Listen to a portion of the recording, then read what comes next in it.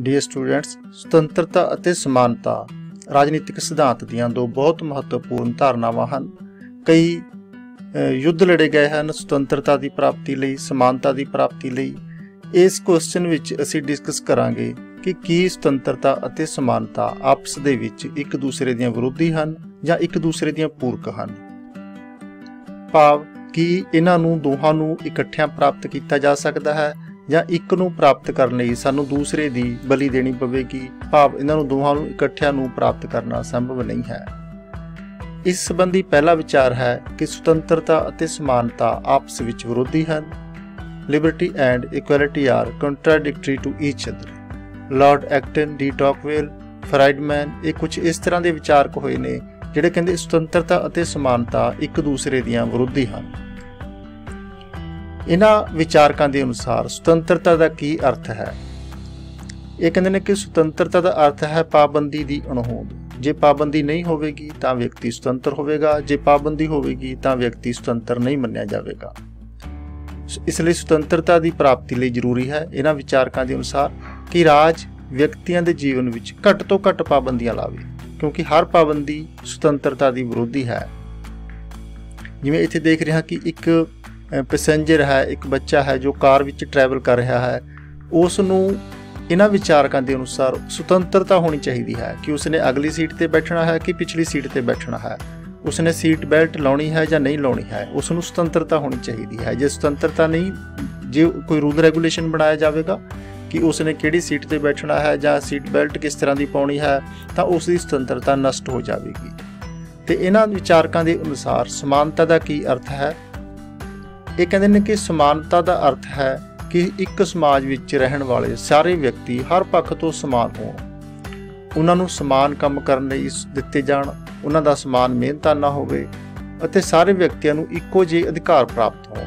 ਜੇ ਇਹ ਸਾਰਾ ਕੁਝ ਹੋਵੇਗਾ ਕਿ ਸਾਰੇ ਵਿਅਕਤੀ ਸਮਾਨ ਨੇ, ਸਾਰਿਆਂ ਦਾ ਸਟੇਟਸ ਸਮਾਨ ਹੈ, ਸਾਰਿਆਂ ਦੀਆਂ ਜ਼ਿੰਮੇਵਾਰੀਆਂ ਸਮਾਨ ਨੇ, ਸਾਰਿਆਂ ਦਾ ਮਿਹਨਤਾਨਾ ਸਮਾਨ ਹੈ, ਤਾਂ ਕਿਸੇ ਸਮਾਜ ਦੇ ਵਿੱਚ ਸਮਾਨਤਾ ਕਾਇਮ ਰਹਿ ਸਕਦੀ ਹੈ। ਇਹਨਾਂ ਵਿਚਾਰਕਾਂ ਦਾ ਵਿਚਾਰ ਹੈ ਕਿ ਕਿਸੇ ਵਿਅਕਤੀ ਦੀਆਂ ਆਦਤਾਂ ਦਾ, ਕਿਸੇ ਵਿਅਕਤੀ ਦੇ ਲਾਈਫ ਸਟਾਈਲ ਦਾ ਕੋਈ ਪ੍ਰਭਾਵ ਨਹੀਂ ਪੈਣਾ ਚਾਹੀਦਾ ਸਮਾਨਤਾ 'ਤੇ। ਹੋ ਸਕਦਾ ਹੈ ਕਿ ਕੋਈ ਵਿਅਕਤੀ ਆਪਣਾ ਸਮਾਂ ਵੇਸਟ ਕਰ ਰਿਹਾ ਹੋਵੇ, ਸਾਰੀ ਉਮਰ ਉਸਨੇ ਆਪਣਾ ਸਮਾਂ ਵੇਸਟ ਕੀਤਾ ਹੋਵੇ। ਹੋ ਸਕਦਾ ਹੈ ਕੋਈ ਵਿਅਕਤੀ ਇਸ ਤਰ੍ਹਾਂ ਦਾ ਹੋਵੇ ਜਿਹਨੇ ਆਪਣਾ ਸਾਰਾ ਸਮਾਂ ਇਨਵੈਸਟ ਕੀਤਾ ਹੋਵੇ। ਵੇਸਟ ਕਰਨ ਦਾ ਭਾਵ ਹੈ ਕਿ ਸਮੇਂ ਨੂੰ ਅਜਾਈਂ ਗਵਾਉਣਾ, ਟੀਵੀ ਦੇਖਣਾ, ਬਹੁਤ ਜ਼ਿਆਦਾ ਸੋਸ਼ਲ ਮੀਡੀਆ ਵੇਖਣਾ, ਸ਼ਿਕਾਇਤਾਂ ਕਰਨੀਆਂ, ਵੀਡੀਓ ਗੇਮਸ ਦੇਖਣੀਆਂ। ਇਹ ਸਮਾਂ ਵੇਸਟ ਕਰਨ ਦੇ ਕੁਝ ਤਰੀਕੇ ਨੇ। ਸਮਾਂ ਇਨਵੈਸਟ ਕਰਨ ਦੇ, ਸਮੇਂ ਨੂੰ ਨਿਵੇਸ਼ ਕਰਨ ਦੇ ਕੀ ਤਰੀਕੇ ਨੇ? ਕੋਈ ਆਨਲਾਈਨ ਕੋਰਸ ਅਡੋਪਟ ਕਰਨਾ, ਕੋਈ ਚੰਗੀਆਂ ਕਿਤਾਬਾਂ ਪੜ੍ਹਨੀਆਂ, ਸਮਾਜਿਕ ਤੌਰ 'ਤੇ ਆਪਣੇ ਤਾਣੇ ਬਾਣੇ ਨੂੰ ਕਾਇਮ ਰੱਖਣਾ, ਕੁਝ ਇਸ ਤਰ੍ਹਾਂ ਦੇ, ਚਾਹੇ ਕੁਝ ਸੁਣਨਾ, ਚਾਹੇ ਕੁਝ ਵੇਖਣਾ, ਕੁਝ ਇਸ ਤਰ੍ਹਾਂ ਦਾ ਵੇਖਣਾ ਜਿਹੜਾ ਲਾਈਫ ਦੇ ਲਈ ਪ੍ਰੋਡਕਟਿਵ ਹੋਵੇ। ਜਿਸ ਤਰ੍ਹਾਂ ਸਮੇਂ ਨੂੰ ਦੋ ਤਰ੍ਹਾਂ ਨਾਲ ਯੂਜ਼ ਕੀਤਾ ਜਾ ਸਕਦਾ ਹੈ, ਵੇਸਟ ਵੀ ਕੀਤਾ ਜਾ ਸਕਦਾ ਹੈ, ਇਨਵੈਸਟ ਵੀ ਕੀਤਾ ਜਾ ਸਕਦਾ ਹੈ, ਨਸ਼ਟ ਵੀ ਕੀਤਾ ਜਾ ਸਕਦਾ ਹੈ, ਨਿਵੇਸ਼ ਵੀ ਕੀਤਾ ਜਾ ਸਕਦਾ ਹੈ। ਸਮਾਨਤਾ ਦੇ ਇਸ ਸਿਧਾਂਤ ਦੇ ਜਿਹੜੇ ਸਮਰਥਕ ਨੇ ਉਹਨਾਂ ਦਾ ਵਿਚਾਰ ਹੈ ਕਿ ਇਸ ਚੀਜ਼ ਦਾ ਕੋਈ ਫਰਕ ਨਹੀਂ ਹੋਣਾ ਚਾਹੀਦਾ। ਸਮਾਨਤਾ ਦਾ ਅਰਥ ਸਮਾਨਤਾ ਹੋਣਾ ਚਾਹੀਦਾ ਹੈ ਕਿ ਸਟੇਟ ਲਈ, ਕਾਨੂੰਨ ਲਈ ਸਾਰੇ ਵਿਅਕਤੀ ਸਮਾਨ ਹਨ। ਜੇ ਇਸ ਵਿਚਾਰ ਨੂੰ ਪ੍ਰਵਾਨ ਕੀਤਾ ਜਾਂਦਾ ਹੈ ਤਾਂ ਅਸੀਂ ਵੇਖਦੇ ਹਾਂ ਕਿ ਸੁਤੰਤਰਤਾ ਸਮਾਨਤਾ ਨੂੰ ਨਸ਼ਟ ਕਰਦੀ ਹੈ। ਕਿਉਂਕਿ ਵਿਅਕਤੀ ਦੀ ਆਰਥਿਕ ਸਥਿਤੀ ਹੈ ਜਿਹੜੀ, ਉਸ ਦੀ ਯੋਗਤਾ ਤੇ, ਉਸ ਦੀ ਜੋ ਪਰਸਨਲ ਕੈਪੇਬਿਲਿਟੀਜ਼ ਹੁੰਦੀਆਂ ਨੇ, ਵਿਅਕਤੀਗਤ ਯੋਗਤਾਵਾਂ ਹੁੰਦੀਆਂ ਨੇ, ਉਹਨਾਂ 'ਤੇ ਨਿਰਭਰ ਕਰਦੀ ਹੈ। ਕਿਸੇ ਵਿਅਕਤੀ ਦੀ ਸਰੀਰਕ ਯੋਗਤਾ ਘੱਟ ਹੁੰਦੀ ਹੈ, ਕਿਸੇ ਦੀ ਵੱਧ। ਕੋਈ ਘੱਟ ਕੰਮ ਕਰ ਸਕਦਾ ਹੈ, ਕੋਈ ਵੱਧ ਕੰਮ ਕਰ ਸਕਦਾ ਹੈ।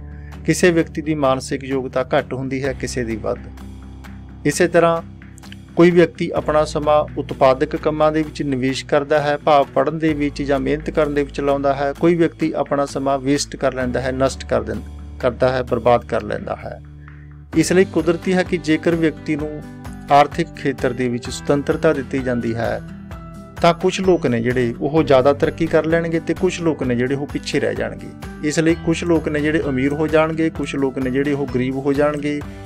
ਸੁਤੰਤਰਤਾ ਦੇਣ ਨਾਲ ਸਮਾਨਤਾ ਨਸ਼ਟ ਹੋ ਜਾਵੇਗੀ ਤੇ ਸਮਾਨਤਾ ਸੁਤੰਤਰਤਾ ਨੂੰ ਨਸ਼ਟ ਕਰਦੀ ਹੈ ਇਸ ਵਿਚਾਰ ਅਨੁਸਾਰ। ਕਿਉਂਕਿ ਸਮਾਨਤਾ ਦੀ ਸਥਾਪਨਾ ਲਈ ਰਾਜ ਨੂੰ ਵਿਅਕਤੀਆਂ ਦੀ ਸੁਤੰਤਰਤਾ ਤੇ ਪਾਬੰਦੀਆਂ ਲਗਾਉਣੀਆਂ ਪੈਂਦੀਆਂ ਹਨ। ਰਾਜ ਨੂੰ ਕਮਜ਼ੋਰ ਵਰਗਾਂ ਨੂੰ ਛੋਟਾਂ ਦੇਣੀਆਂ ਪੈਂਦੀਆਂ ਹਨ ਅਤੇ ਜਿਹੜੇ ਆਰਥਿਕ ਤੌਰ 'ਤੇ ਸ਼ਕਤੀਸ਼ਾਲੀ ਵਰਗ ਨੇ ਉਹਨਾਂ 'ਤੇ ਪ੍ਰੋਗਰੈਸਿਵ ਟੈਕਸ ਲਗਾਉਣੇ ਪੈਂਦੇ ਹਨ। ਨਿੱਜੀ ਸੰਪਤੀ ਦੀ ਸੀਮਾ ਤੈਅ ਕੀਤੀ ਜਾਂਦੀ ਹੈ ਸਮਾਨਤਾ ਨੂੰ ਸਥਾਪਿਤ ਕਰਨ ਲਈ, ਅਤੇ ਵਸਤੂਆਂ ਦੇ ਉਤਪਾਦਨ ਅਤੇ ਆਦਾਨ ਪ੍ਰਦਾਨ ਨੂੰ ਭਾਵ ਪ੍ਰੋਡਕਸ਼ਨ ਤੇ ਕਾਮਰਸ ਨੂੰ ਸਟੇਟ ਦੇ ਕੰਟਰੋਲ ਦੇ ਵਿੱਚ ਰੱਖਿਆ ਜਾਂਦਾ ਹੈ। ਇਸ ਤਰ੍ਹਾਂ ਸਮਾਨਤਾ ਦੀ ਜੇ ਸਥਾਪਨਾ ਕਰਨ ਦੀ ਕੋਸ਼ਿਸ਼ ਕੀਤੀ ਜਾਂਦੀ ਹੈ ਤਾਂ ਵਿਅਕਤੀ ਦੀ ਸੁਤੰਤਰਤਾ ਨਸ਼ਟ ਹੋ ਜਾਂਦੀ ਹੈ। ਇਸ ਤਰ੍ਹਾਂ ਪਹਿਲੇ ਵਿਚਾਰ ਅਨੁਸਾਰ ਸੁਤੰਤਰਤਾ ਤੇ ਸਮਾਨਤਾ ਇਕੱਠੀਆਂ ਨਹੀਂ ਚੱਲ ਸਕਦੀਆਂ। ਸਮਾਨਤਾ ਲਾਗੂ ਕਰਨ ਦੇ ਨਾਲ ਸੁਤੰਤਰਤਾ ਨਸ਼ਟ ਹੁੰਦੀ ਹੈ। ਸੁਤੰਤਰਤਾ ਨੂੰ ਪ੍ਰਾਪਤ ਕਰਨ ਦੀ ਕੋਸ਼ਿਸ਼ ਕੀਤੀ ਜਾਂਦੀ ਹੈ ਤਾਂ ਸਮਾਨਤਾ ਨਸ਼ਟ ਹੁੰਦੀ ਹੈ। ਦੂਸਰਾ ਵਿਚਾਰ ਹੈ ਕਿ ਸੁਤੰਤਰਤਾ ਅਤੇ ਸਮਾਨਤਾ ਇੱਕ ਦੂਸਰੇ ਦੀਆਂ ਵਿਰੋਧੀ ਨਹੀਂ, ਇਹ ਇੱਕ ਦੂਸਰੇ ਦੀਆਂ ਪੂਰਕ ਹਨ। ਕੁਝ ਵਿਦਵਾਨ ਹੋਏ ਨੇ ਰਾਜਨੀਤੀ ਸ਼ਾਸਤਰ ਦੇ, ਜਿਵੇਂ ਕਿ ਲਾਸਕੀ, ਬਾਰਕਰ, ਮੇਟਲੈਂਡ। ਇਹਨਾਂ ਦਾ ਵਿਚਾਰ ਹੈ ਕਿ ਸੁਤੰਤਰਤਾ ਤੇ ਸਮਾਨਤਾ ਇੱਕ ਦੂਸਰੇ ਦੀਆਂ ਵਿਰੋਧੀ ਨਹੀਂ, ਸਗੋਂ ਇੱਕ ਦੂਸਰੇ ਦੀਆਂ ਪੂਰਕ ਹਨ। ਇਹਨਾਂ ਦਾ ਵਿਚਾਰ ਕਿਸ ਬੇਸ ਤੇ ਆਧਾਰਿਤ ਹੈ, ਆਓ ਦੇਖਦੇ ਹਾਂ। ਇਹ ਕਹਿੰਦੇ ਨੇ ਕਿ ਸੁਤੰਤਰਤਾ ਦਾ ਕੀ ਅਰਥ ਹੈ। ਸੁਤੰਤਰਤਾ ਦਾ ਅਰਥ ਬੰਦਿਸ਼ਾਂ ਦੀ ਅਣਹੋਂਦ ਨਹੀਂ ਹੈ। ਸੁਤੰਤਰਤਾ ਜਿਹੜੀ ਇਸ ਤਰ੍ਹਾਂ ਦੀ ਬੰਦਿਸ਼ਾਂ ਦੀ ਅਣਹੋਂਦ ਵਾਲੀ ਸੁਤੰਤਰਤਾ ਹੈ, ਉਹ ਕਿਸੇ ਵੀ ਸੱਭਿਅਕ ਸਮਾਜ ਦੇ ਵਿੱਚ, ਸਿਵਲਾਈਜ਼ਡ ਸੋਸਾਇਟੀ ਦੇ ਵਿੱਚ ਪੋਸੀਬਲ ਨਹੀਂ ਹੈ। ਸੁਤੰਤਰਤਾ ਦਾ ਅਰਥ ਹੈ ਉਚਿਤ ਪਾਬੰਦੀਆਂ ਦੀ ਅਣਹੋਂਦ ਅਤੇ ਉਚਿਤ ਪਾਬੰਦੀਆਂ ਦੀ ਹੋਂਦ। ਭਾਵ ਜੇ ਕਿਸੇ ਬੱਚੇ ਨੂੰ ਇਹ ਕਿਹਾ ਜਾਂਦਾ ਹੈ ਕਿ ਜੇ ਤੁਸੀਂ ਟਰੈਵਲ ਕਰਨਾ ਹੈ ਤਾਂ ਤੁਹਾਨੂੰ ਸੀਟ ਬੈਲਟ ਪਾਉਣੀ ਪਵੇਗੀ, ਤਾਂ ਤੁਹਾਨੂੰ ਪਿਛਲੀ ਸੀਟ ਤੇ ਬੈਠਣਾ ਪਵੇਗਾ ਕਾਰ ਦੀ, ਤਾਂ ਇਹ ਜੋ ਸਟੈਪ ਹੈ, ਇਹ ਜੋ ਨਿਯਮ ਹੈ, ਇਹ ਉਸ ਬੱਚੇ ਦੀ ਸੁਤੰਤਰਤਾ ਨੂੰ ਨਸ਼ਟ ਨਹੀਂ ਕਰਦਾ, ਕਿਉਂਕਿ ਇਹ ਪਾਬੰਦੀ ਅਣਉਚਿਤ ਨਹੀਂ ਹੈ। ਇਹ ਉਸ ਦੀ ਆਪਣੀ ਸੇਫਟੀ ਤੇ ਸਿਕਿਉਰਿਟੀ ਲਈ ਹੈ।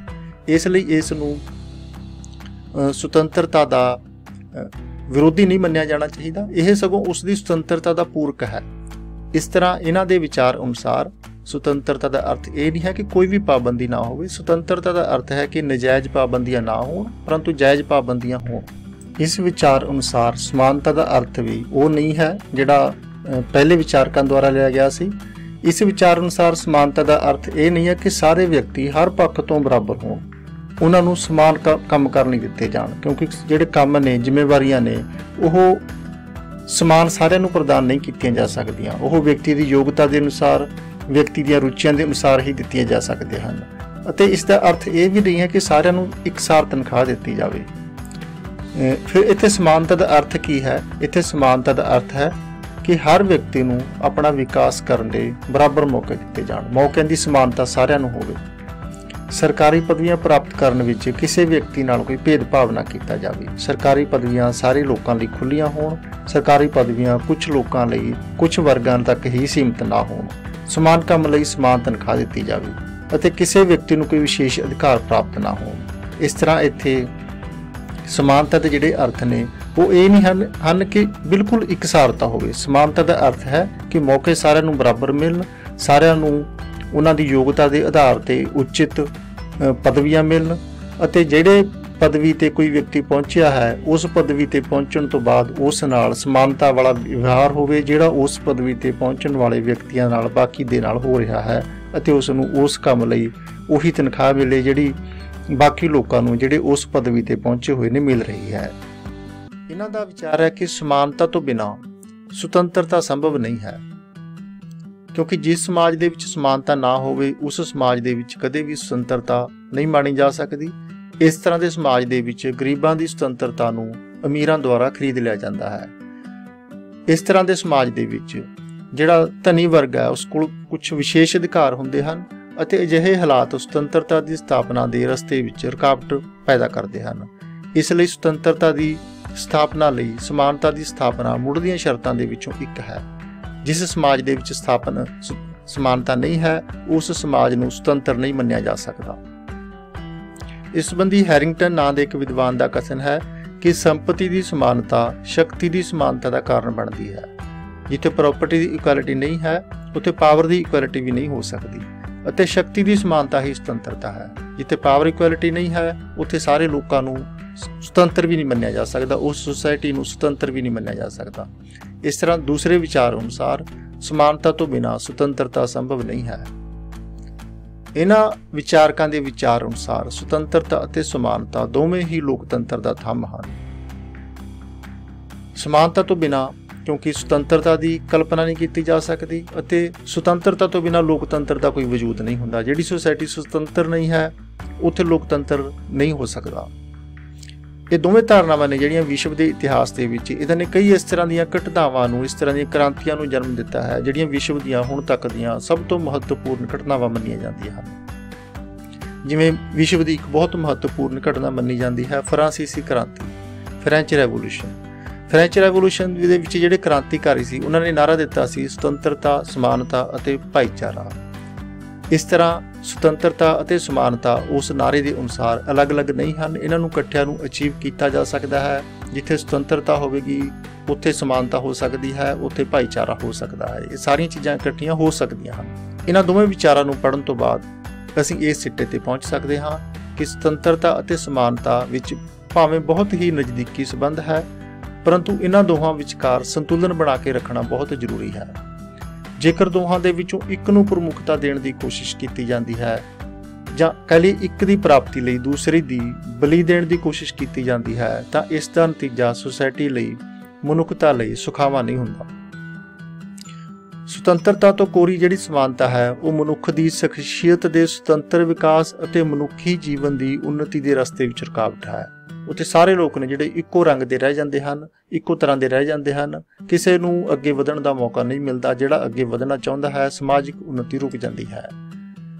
ਅਤੇ ਸਮਾਜਿਕ ਸਮਾਨਤਾ ਇਸ ਹੱਦ ਤੱਕ ਨਹੀਂ ਠੋਸਣੀ ਚਾਹੀਦੀ ਕਿ ਵਿਅਕਤੀ ਦੇ ਵਿੱਚ ਤਰੱਕੀ ਲਈ ਕੋਈ ਉਤਸ਼ਾਹ ਹੀ ਨਾ ਰਹੇ। ਜਿਹੜੇ ਵਿਅਕਤੀਆਂ ਦੇ ਵਿੱਚ ਕੁਝ ਖਾਸ ਗੁਣ ਹੈ ਉਹਨਾਂ ਨੂੰ ਅੱਗੇ ਤਰੱਕੀ ਕਰਨ ਦੇ ਮੌਕੇ ਵੀ ਮਿਲਣੇ ਚਾਹੀਦੇ ਹਨ। ਦੂਜੇ ਪਾਸੇ ਸੁਤੰਤਰਤਾ ਵੀ ਇੰਨੀ ਜ਼ਿਆਦਾ ਨਹੀਂ ਹੋਣੀ ਚਾਹੀਦੀ ਕਿ ਜਿਹੜੇ ਭੌਤਿਕ ਸਾਧਨ ਨੇ, material resources of the community ਨੇ, ਉਹ ਕੁਝ ਲੋਕਾਂ ਦੇ ਹੱਥਾਂ ਦੇ ਵਿੱਚ ਹੀ ਇਕੱਠੇ ਹੋ ਕੇ ਰਹਿ ਜਾਣ। ਇਸ ਤਰ੍ਹਾਂ ਸੁਤੰਤਰਤਾ ਅਤੇ ਸਮਾਨਤਾਵਾਂ ਦੋਵੇਂ ਬਹੁਤ ਮਹੱਤਵਪੂਰਨ ਧਾਰਨਾਵਾਂ ਹਨ। ਲੋਕਤੰਤਰ ਜਿਹੜਾ ਕਿ ਅੱਜ ਕੱਲ੍ਹ ਹਰੇਕ ਰਾਜ ਦੇ ਵਿੱਚ ਰਾਜਨੀਤਿਕ ਪ੍ਰਣਾਲੀ ਦਾ ਧੁਰਾ ਹੈ, ਉਸ ਦਾ ਇਹ ਦੋਵੇਂ ਥੰਮ ਮੰਨੇ ਜਾਂਦੇ ਹਨ, ਸੁਤੰਤਰਤਾ ਅਤੇ ਸਮਾਨਤਾ। ਪਰੰਤੂ ਜੇ ਇੱਕ ਨੂੰ ਲਾਗੂ ਕਰਨ ਲਈ ਦੂਸਰੇ ਨੂੰ ਨਸ਼ਟ ਕੀਤਾ ਜਾਂਦਾ ਹੈ ਜਾਂ ਇੱਕ ਨੂੰ ਲਾਗੂ ਕਰਨ ਦੇ ਬਹਾਨੇ ਦੂਸਰੇ ਨੂੰ ਨਸ਼ਟ ਕੀਤਾ ਜਾਂਦਾ ਹੈ ਤਾਂ ਉੱਥੇ ਨਾ ਲੋਕਤੰਤਰ ਕਾਇਮ ਹੋ ਸਕਦਾ ਹੈ ਤੇ ਨਾ ਉੱਥੇ ਕੋਈ ਹਿਊਮਨ ਡਿਵੈਲਪਮੈਂਟ ਹੋ ਸਕਦੀ ਹੈ, ਮਨੁੱਖੀ ਵਿਕਾਸ ਹੋ ਸਕਦਾ ਹੈ। ਇਸ ਲਈ ਬਹੁਤ ਜ਼ਰੂਰੀ ਹੈ ਕਿ ਇਹਨਾਂ ਦੋਵੇਂ ਧਾਰਨਾਵਾਂ ਦੇ ਵਿੱਚ ਇੱਕ ਡੈਲੀਕੇਟ ਬੈਲੈਂਸ ਮੇਨਟੇਨ ਰੱਖਿਆ ਜਾਵੇ ਕਿ ਸੁਤੰਤਰਤਾ ਵੀ ਹੋਵੇ, ਸਮਾਨਤਾ ਵੀ ਹੋਵੇ, ਤਾਂ ਕਿ ਰਾਜ ਦੇ ਜਿਹੜੇ ਭੌਤਿਕ ਸਾਧਨ ਨੇ ਉਹਨਾਂ ਤੇ ਕੁਝ ਲੋਕਾਂ ਦਾ ਕਬਜ਼ਾ ਵੀ ਨਾ ਹੋਵੇ ਅਤੇ ਦੂਸਰੇ ਪਾਸੇ ਜਿਹੜਾ ਸਮਾਜ ਹੈ, ਰਾਜ ਹੈ, ਉਹ ਵਿਕਾਸ ਕਰਦਾ ਰਹੇ, ਤਰੱਕੀ ਕਰਦਾ ਰਹੇ। ਜਿਹੜੇ ਪ੍ਰਗਤੀਸ਼ੀਲ ਲੋਕ ਨੇ ਉਹਨਾਂ ਨੂੰ ਮੌਕੇ ਮਿਲਦੇ ਰਹਿਣ ਤਰੱਕੀ ਕਰਨ ਦੇ। ਬਹੁਤ ਬਹੁਤ ਧੰਨਵਾਦ। Good luck.